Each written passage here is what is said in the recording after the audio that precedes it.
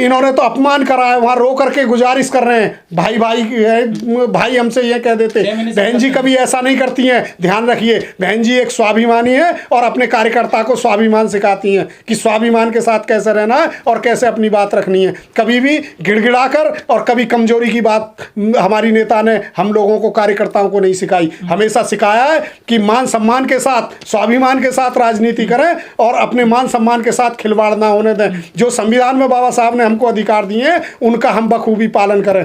तो इसलिए हमारी नेता पर यह बात कह देना कि ये मारिया है, उनकी बराबरी कैसे हो सकती है। मान्य बहन जी ने अपना पूरा जीवन लगा दिया। मान्य बहन जी की यानी 20-22 साल के, यानी मेरे से भी उम्र में छोटे होंगे वो कैसे बराबरी कर सकते हैं। मान्य जितना उनकी उम्र होगी उससे ज्यादा मान्य बहन जी का अपना अनुभव है। इसलिए मान्य बहन जी जो करती हैं, जो कहती हैं वही करती हैं, और जो मान्य बहन जी करती हैं उसमें हम सब लोग यानी पूरा समाज और जो उनके अनुयायी हैं सब उनमें आस्था रखते हैं। जो मान्य बहन जी करेंगी वो उस पर पूरी तरह से विश्वास के साथ हम सब लोग मान्य बहन जी के साथ खड़े रहेंगे। अखिलेश यादव जी कह रहे हैं कि हम जो दलितों का उद्धार करेंगे, उनको अधिकार दिलवाएंगे, इसमें कितनी सच्चाई है? दलितों का उद्धार तो उन्होंने तब भी करा था जब उनके एमपी ने, उनके एमपी जो थे यशवीर सिंह, उन्होंने जब लोकसभा में आरक्षण में प्रमोशन का जो बिल था उसको फाड़ करके जो सम्मान दिया था, वो सम्मान अभी कहीं चला नहीं गया। वो सम्मान को भी जो दबे कुचले जो गरीब समाज के लोग हैं, जो एससी समाज के लोग हैं, उस सम्मान को याद रखे हुए हैं कि वो उन्होंने कितना सम्मान देने का काम करा था। सर बीएसपी से कुछ लोग चले गए हैं कि हम जो समाजवादी पार्टी में जाकर के बाबा साहब का मिशन चलाएंगे, वो तो अधिकारों की बात करते हैं दलितों के। वो इसलिए करते हैं, देखिए जो लोग स्वार्थी किस्म के लोग हैं, स्वार्थी किस्म के लोगों को कहीं भी जा आ सकते हैं, उनके साथ कोई समाज का व्यक्ति नहीं जाता है कभी भी।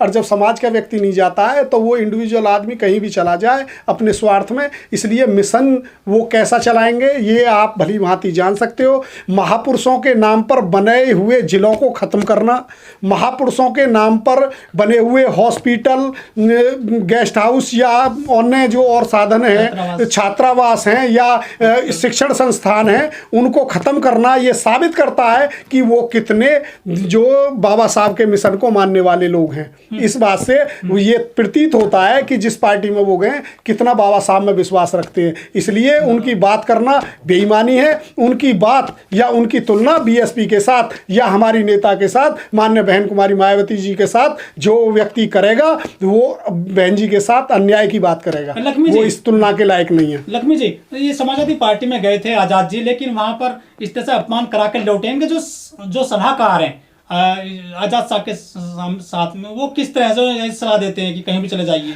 देखिए जो सलाहकार है उनको तो जाने वो उनके सलाहकार क्या क्या करा रहे हैं। आजाद समाज पार्टी आज कहीं नहीं है, ना उनके पास कोई संगठन है, ना उनके साथ कोई खड़ा है। जो लोग खड़े हैं वो अपने स्वार्थी दो चार लोग स्वार्थी किस्म के खड़े हैं कि अगर पार्टी चल जाती तो वो मालिक बन जाते। अब पार्टी खत्म है, वहाँ कोई कुछ नहीं बचा, कुछ नहीं है। 33 सीटों पे उनको 500 वोट से भी ऊपर ना जाएंगे, आप देख लेना।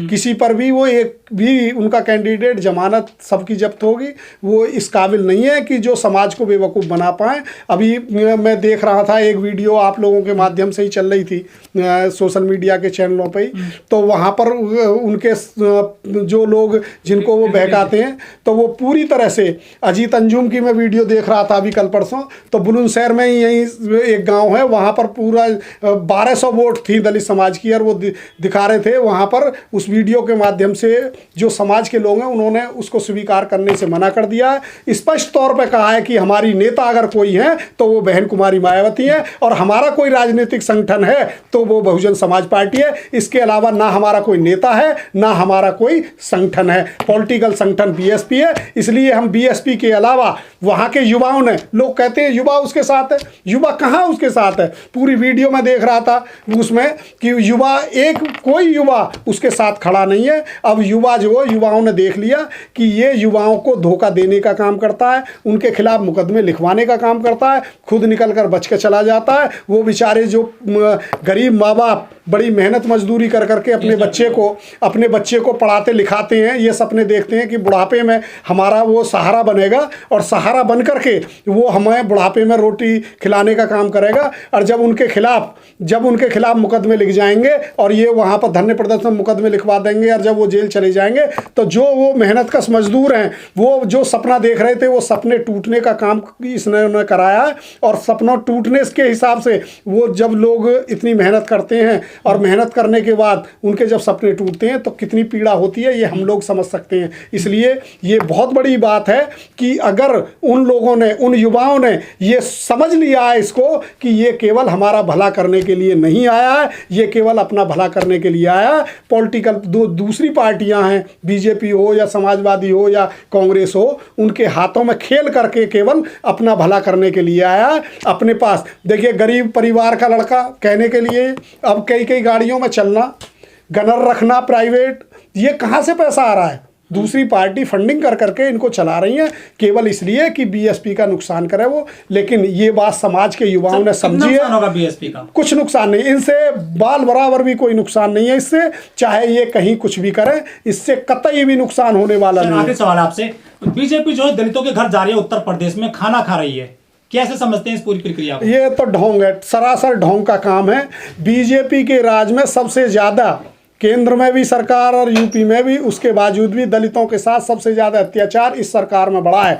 उसके बावजूद उनका ये ढोंग दिखाना कि जी वो दलितों के घर जा रहे हैं, उनका खाना पहले चला जाता है उनके घर, गिलास नहीं प्लेट तक उनके घर से पहले चली जाती है उनके यहाँ पर, यानी चटाई वटाई बिछाने के लिए पहले चली जाती है, बाद में फिर उठ के आती हैं वो। पहले भी कई चीज़ें देखी गई हैं। ये दलितों का महाअपमान है, इसको तो अपमान से भी बड़ी संज्ञा अगर कोई है महाअपमान, तो महाअपमान करने का काम किया जा रहा है। चूंकि आप लोग अगर ये समझ लीजिए कि अगर मान लीजिए वो दलितों के साथ जो अत्याचार बढ़ रहे हैं उन पर अंकुश लगा दें तो दलित तो उसी में सम्मान से महसूस कर सकता है, उनके घर खाने से महसूस नहीं होगा, उनके घर बराबर में बैठने से नहीं होगा दिखावे के लिए, उनके साथ सही मायने में वो जो तब सम्मान होगा कि वो लोग जो सत्ता में जो खाना खा रहे हैं, सत्ता के जो मालिक हैं जो खाना खा रहे हैं गरीबों के घर में, दलितों के घर में, वो लोग उन लोगों के यहाँ पर या उनके समाज पर जो पीड़ा हो रही है या उनके खिलाफ जो दुराचार हो रहा है उसको रोकने का काम करें, माता बहनों के साथ जो दुराचार है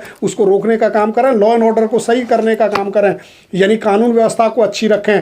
तो ये सब उन सब के साथ सम्मान की बात होती, ये कोई भी चीज़ उनके इर्द गिर्द नहीं है, इसलिए उनका महाअपमान है।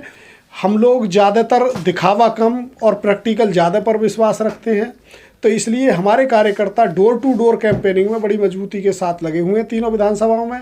और बहन जी ने जिन कैंडिडेटों को आशीर्वाद दिया है तीनों को, नोएडा से कृपाराम शर्मा, दादरी से मनवीर सिंह किसान नेता हैं, और जेवर से एडवोकेट नरेंद्र डाढ़ा जी, तो ये तीनों प्रत्याशी बड़ी ही लीड के साथ इस बार विधानसभा जाएंगे और बहन जी के हाथों को मजबूत कर करके माननीय बहन जी को 5वीं बार मुख्यमंत्री जरूर बनाएंगे। सर, जो नोएडा की सीट है, ये यहाँ पर शहरी वोटर बहुत ज़्यादा है।